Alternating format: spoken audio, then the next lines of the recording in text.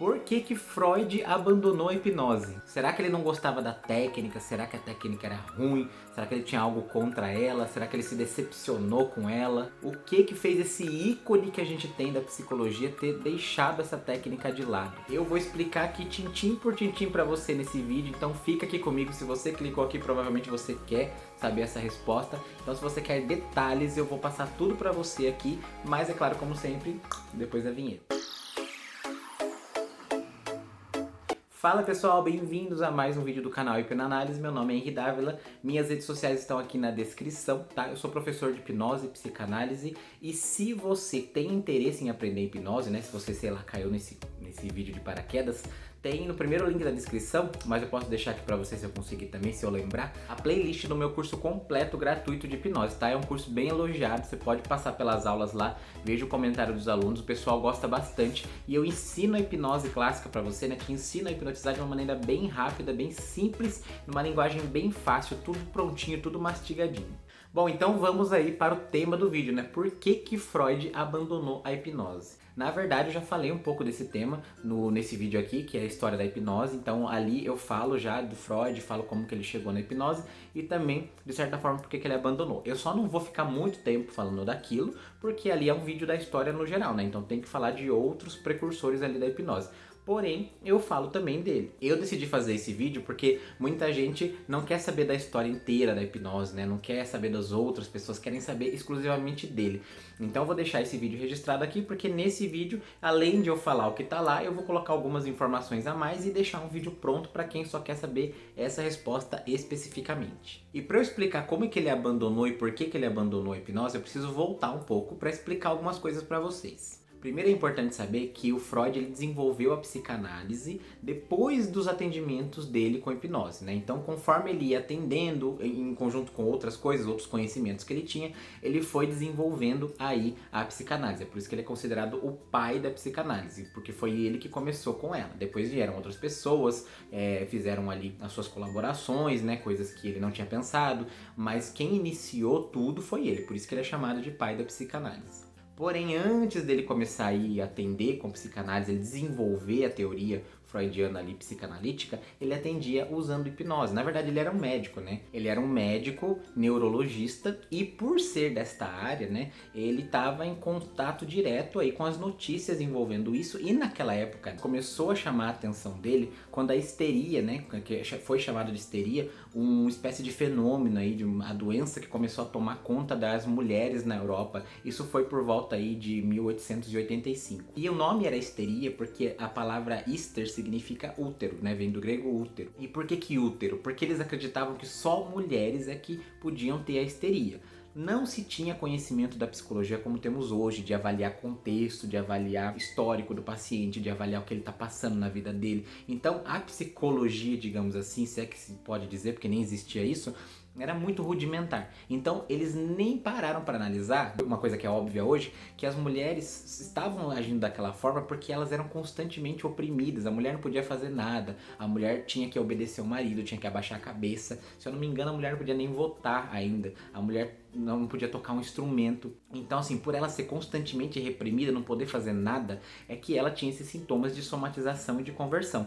E por ser só mulheres, afinal, eram basicamente só as mulheres que passavam por esse nível de estresse, era considerado então histeria o nome, porque vem do grego hister, que é útero, ou seja, somente aquelas que possuem útero, no caso, mulheres. E o Freud ganhou uma bolsa para estudar com Charcot, né, Jean-Martin Charcot, que era um neurologista que estava desenvolvendo aí um trabalho com hipnose para melhorar essas pacientes aí que vinham ali, às vezes com uma cegueira, né? Tudo é emocional, tá, gente? Tudo que eu falar aqui da histeria é emocional. Então, uma cegueira, um membro rígido, né? Catalepsia, ou então sem fala, gagas, coisas desse tipo. Então, em 1885, ele começou aí a fazer aulas com o Charcot para, né, desenvolver aí o conhecimento dele na área da hipnose. E logo em sequência, em 1886, ele começou a fazer aulas com o Bernheim. Certo, então aqui a gente fecha como que o Freud teve interesse na hipnose, tá? Por que que ele teve interesse? Então ele era um neurologista que viu que estava tendo um surto de histeria ali coletiva, digamos, das mulheres na Europa, e ele estava querendo entender isso daí como um curioso, como um cientista da área, querendo entender o que estava acontecendo e como que poderia se ajudar essas mulheres. Então, ele descobre que um cara chamado Jean-Martin Charcot, lá em meados de 1885, está aplicando essa técnica de hipnose nas mulheres, lembrando que a hipnose hoje ela tem validação e teste e respaldo científicos, né? Testes científicos para comprovar a fenomenologia dela. Na época nem isso tinha, até porque era, né, a tecnologia era muito ruim, era muito difícil de fazer qualquer tipo de estudo, então tudo era mais complicado. Porém, eles faziam ainda testes, né, de pelo menos observação empírica, e a hipnose ajudava muito as mulheres. Então, uma mulher que chegava lá, por exemplo, cega ou gaga por conta dessa histeria, ela era hipnotizada e o sintoma ia embora. Então ela voltava ao normal, digamos assim. Ela voltava a enxergar e voltava a falar normalmente. Freud ficou interessado por isso, ele achou incrível uma técnica que teria essa capacidade. Ficou com Charcot estudando e observando ele até o final aí de 1885. E então em 1886 ele conhece o Bernheim, que é outro cara que também atendi, também estava usando e ensinando hipnose, e começa a fazer aulas com ele. Então isso encerra como que Freud chegou na hipnose, como que ele conheceu ela e como que ele começou a estudar a hipnose. Bom, depois disso, né, finalizando isso daí, para o vídeo não ficar muito longo, ele começa a aplicar a hipnose, né? Tem alguns relatos nos livros de Freud, né, nas primeiras obras dele, ele relata alguns dos casos que ele atendeu. E uma das mulheres é uma que eu não sei nem se eu mencionei no vídeo lá de História da Hipnose, é uma mulher que empedrava o leite dela toda vez que ela engravidava. Então ela engravidava, o leite empedrava, e aí o Freud começou a desenvolver o trabalho com hipnose para desempedrar esse leite, que era um sintoma histérico também. Aliás, quase tudo que acontecia com as mulheres ali em termos de somatização, coisa que não era física, era considerado aí um sintoma da histeria ou uma ramificação dessa histeria. Então ele aplicava a hipnose e o leite voltava com o tempo, né? Logo em sequência ali, nos primeiros dias, o leite já voltava ao normal. Imagine metaforicamente, né, simbolicamente, como se a hipnose daquela época fosse uma fita cassete e a hipnose hoje em dia fosse o Spotify. Para você ter noção como era algo bem das cavernas, né? Bem rudimentar. A gente poderia dizer até que é algo meio rústico comparado com o que é hoje. Então, naquele tempo, a gente, além de demorar muito para hipnotizar uma pessoa, então demorava assim, cerca de 1 hora, 2 horas para colocar alguém em transe, porque as técnicas daquela época não eram iguais às de hoje. Então, para ele conseguir colocar a pessoa em transe através ali de conversa, de técnica, demorava bastante, e algumas pessoas nem mesmo conseguiam entrar. Mas quando ele conseguia, por exemplo, aplicar nessa mulher especificamente, que ela entrava, mesmo com a demora, ele conseguia e tinha resultado. O que ele observou com o tempo? Ele percebia, por exemplo, no caso dessa mulher, que o leite voltava ao normal, tudo bem, mas se ela engravidava de novo, e ela chegou a engravidar, quando ela engravidava de novo, o leite empedrava de novo. Só que dessa vez dava muito mais trabalho para a hipnose tirar.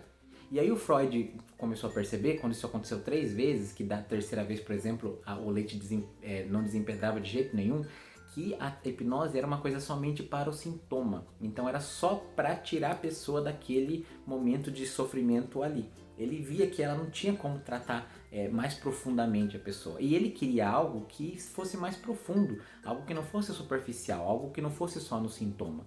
Então, aí uma das causas, tá? Mas a principal que fez o Freud deixar a hipnose de lado é porque naquela época a hipnose era sugestão direta. Você falava, por exemplo, a partir de agora você vai ter o seu leite do peito totalmente líquido, ele vai voltar ao normal, você não vai mais empedrar o leite. Ele vai falar assim, ó, assim, específicas para aquilo lá, para o sintoma. Só que com o desenvolvimento da psicanálise, da teoria psicanalítica, dele olhar para a infância, para a criação, ele começou a perceber que o óbvio pra gente hoje, né? Que as mulheres estavam com aqueles sintomas por conta do sofrimento que elas passavam dentro de casa. Então era muito sofrimento ali, era muito estresse, era muito nervosismo, e isso fazia com que esses sintomas aparecessem. Se a hipnose fosse lá e tratasse simplesmente o sofrimento dela, poderia resolver, mas ia resolver somente naquela hora. Ia resolver aquela dor, aquele sintoma, né? Aquela surdez, aquele problema na fala, mas ela ia voltar a ter esse ou até mesmo outros piores ou iguais